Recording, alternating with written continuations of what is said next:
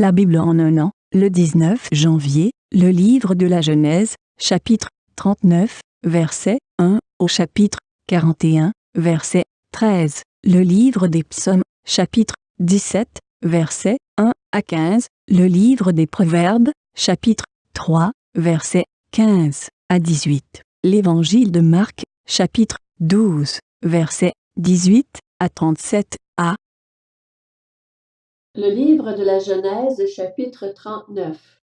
Quant à Joseph, on l'avait fait descendre en Égypte et Potiphar, l'officier du Pharaon, qui était chef des gardes, un Égyptien, l'avait acheté aux Ismaélites qui l'y avaient fait descendre. L'Éternel fut avec Joseph et la réussite l'accompagna. Il habitait dans la maison de son maître égyptien. Son maître vit que l'Éternel était avec lui et que tout ce qu'il entreprenait, l'Éternel le faisait réussir entre ses mains. Et Joseph trouva grâce aux yeux de son maître. Il l'employa à son service, l'établit responsable de sa maison et lui confia tous ses biens. Dès que Potiphar l'eut établi responsable de sa maison et de tous ses biens, l'Éternel bénit la maison de cet Égyptien à cause de Joseph, et la bénédiction de l'Éternel reposa sur tous ses biens, que ce soit à la maison ou au champ. Il abandonna tous ses biens entre les mains de Joseph, et il ne prenait connaissance de rien avec lui, sauf de sa propre nourriture. Or Joseph était beau à tout point de vue. Après cela, la femme de son maître porta les yeux sur Joseph et dit, « Couche avec moi. » Il refusa et lui dit, « Mon maître ne prend connaissance de rien avec moi dans la maison. Il m'a confié tous ses biens. Personne n'est plus grand que moi dans cette maison. Il ne m'a rien interdit sauf toi parce que tu es sa femme. Comment pourrais-je commettre un aussi grand mal et pécher contre Dieu? » Elle parlait tous les jours à Joseph, mais il ne l'écoutait pas et refusait de coucher avec elle, d'être avec elle. Un jour, il était entré dans la maison pour accomplir son travail, et il n'y avait là aucun des gens de la maison. Elle l'attrapa par son habit en disant « Couche avec moi ». Il lui laissa son habit dans la main et sortit. Lorsqu'elle vit qu'il lui avait laissé son habit dans la main et qu'il s'était enfui dehors, elle appela les gens de sa maison et leur dit « Regardez, il nous a amené un Hébreu pour abuser de nous. Cet homme s'est approché de moi pour coucher avec moi, mais j'ai poussé de grands cris. Quand il a entendu que je me mettais à crier, il a laissé son habit à côté de moi et est sorti. » Elle posa l'habit de Joseph à côté d'elle jusqu'à ce que son maître entre à la maison. Et elle lui tint alors ce discours. « L'esclave hébreu que tu nous as amené s'est approché de moi pour abuser de moi. Comme je me suis mise à crier, il a laissé son habit à côté de moi et s'est enfui dehors. » En entendant les affirmations de sa femme qui lui disait « Voilà ce que m'a fait ton esclave », le maître de Joseph fut enflammé de colère. Il s'empara de Joseph et le mit en prison à l'endroit où les prisonniers du roi étaient enfermés. Il resta donc là en prison. L'Éternel fut avec Joseph et étendit sa bonté sur lui. Il lui fit gagner la faveur du chef de la prison. Celui-ci plaça sous son autorité tous les détenus qui étaient dans la prison et tout ce qu'on y faisait passait par lui. Le chef de la prison ne s'occupait pas du tout de ce qui était sous la responsabilité de Joseph parce que l'Éternel était avec lui et faisait réussir ce qu'il entreprenait. Le livre de la Genèse, chapitre 40. Après cela, le responsable des boissons et le boulanger du roi d'Égypte commirent une faute envers leur seigneur, le roi d'Égypte.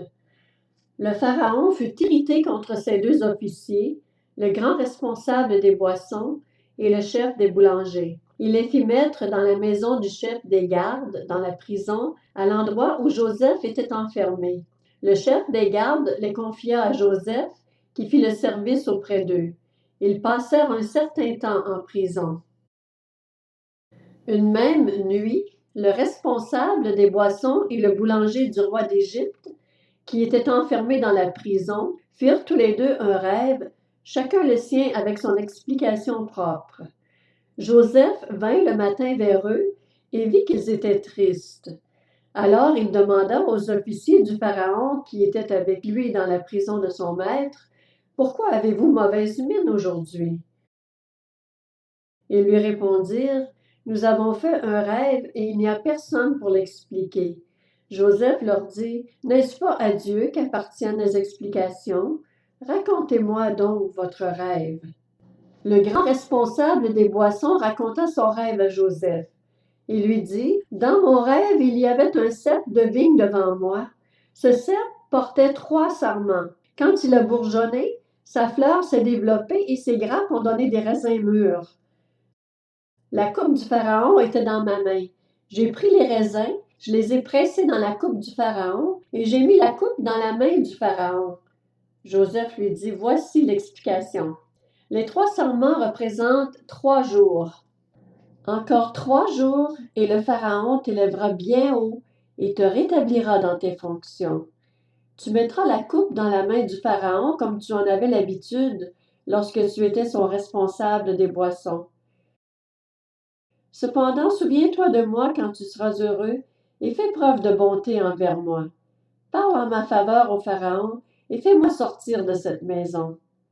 En effet, j'ai été arraché au pays des Hébreux et même ici, je n'ai rien fait qui mérite la prison. » Voyant que Joseph avait donné une explication favorable, le chef des boulangers dit, « Dans mon rêve, il y avait aussi 3 corbeilles de pain blanc sur ma tête.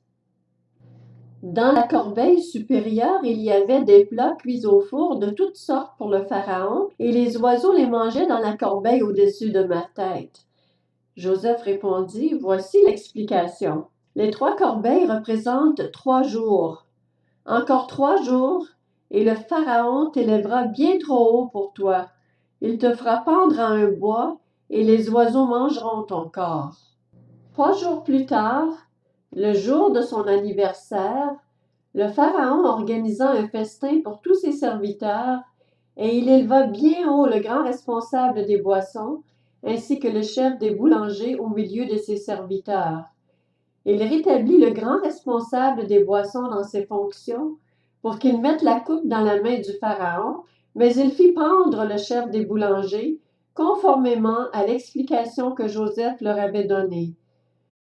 Le grand responsable des boissons ne se souvint pas de Joseph. Il l'oublia. Le livre de la Genèse, chapitre 41. Au bout de 2 ans, le pharaon fit un rêve dans lequel il se tenait près du fleuve. Alors 7 vaches, belles et grasses, sortirent du fleuve et se mirent à brouter dans la prairie. 7 autres vaches, laides et maigres, sortirent du fleuve après elles et se tinrent à côté d'elles au bord du fleuve.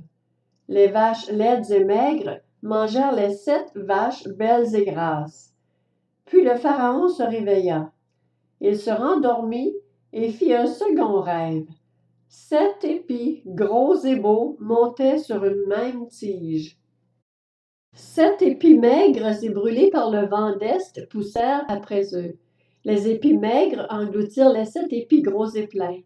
Puis le pharaon se réveilla. Voilà quel était le rêve. Le matin, le pharaon eut l'esprit troublé et il fit appeler tous les magiciens et tous les sages de l'Égypte. Il leur raconta ses rêves, mais personne ne put les lui expliquer. Alors le grand responsable des boissons prit la parole et dit au pharaon, « Je vais rappeler aujourd'hui le souvenir de ma faute. Le pharaon s'était irrité contre ses serviteurs et il m'avait fait mettre en prison dans la maison du chef des gardes, ainsi que le chef des boulangers. Nous avons tous les 2 fait un rêve au cours d'une même nuit et chacun de nous a reçu une explication en rapport avec le rêve qu'il avait fait.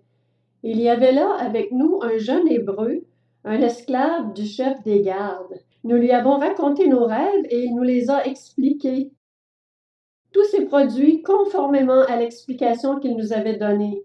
Le pharaon m'a rétabli dans mes fonctions et a fait pendre le chef des boulangers. » Le livre des Psaumes, chapitre 17. Prière de David. Éternel, écoute la justice, sois attentif à mes cris. Prête l'oreille à ma prière, elle vient de lèvres sincères. Que mon droit paraisse devant toi, que tes yeux voient où est l'intégrité. Tu examines mon cœur, tu le visites la nuit, tu me mets à l'épreuve et tu ne trouves rien. Ma pensée n'est pas différente de ce qui sort de ma bouche. J'ai vu les actions des hommes, mais je reste fidèle à la parole de tes lèvres, et je me tiens en garde contre la voix des violents. Mes pas sont fermes dans tes sentiers, mes pieds ne trébuchent pas. Je fais appel à toi car tu m'exauces, ô Dieu. Penche l'oreille vers moi, écoute ma parole. Montre tes bontés, toi qui interviens et sauves de leurs adversaires, ceux qui cherchent refuge en toi. Garde-moi comme la prunelle de l'œil. Protège-moi à l'ombre de tes ailes, contre les méchants qui me persécutent, contre mes ennemis qui me cernent, pleins d'acharnement. Ils ferment leur cœur à la pitié, ils ont des paroles hautaines à la bouche. Ils sont sur nos pas, déjà ils nous entourent, ils nous épient pour nous terrasser.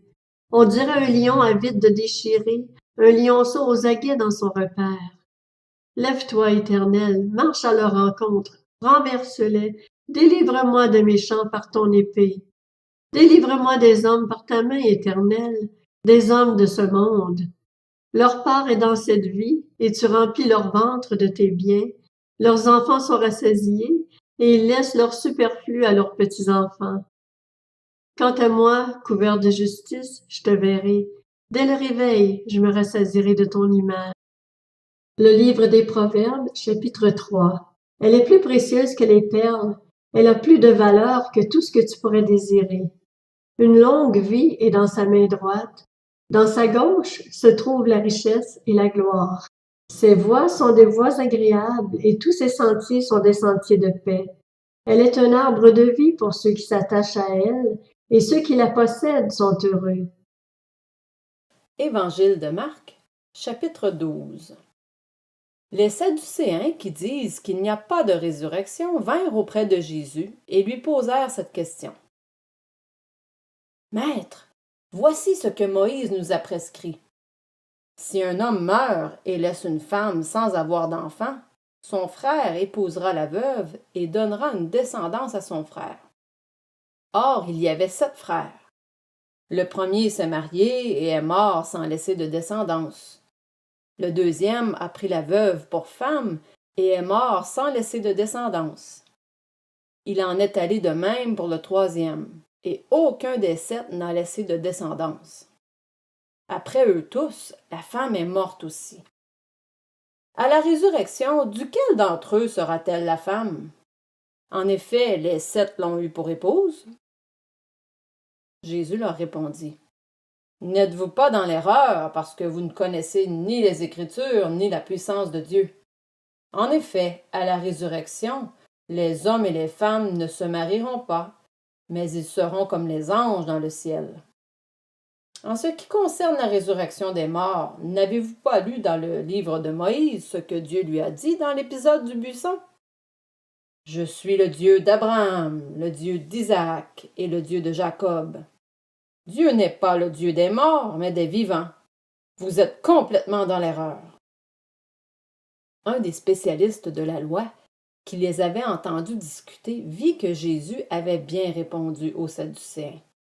Il s'approcha et lui demanda « Quel est le premier de tous les commandements ?» Jésus répondit « Voici le premier. Écoute, Israël le Seigneur, notre Dieu est l'unique Seigneur. Et tu aimeras le Seigneur, ton Dieu, de tout ton cœur, de toute ton âme, de toute ta pensée et de toute ta force. Voici le deuxième. Tu aimeras ton prochain comme toi-même.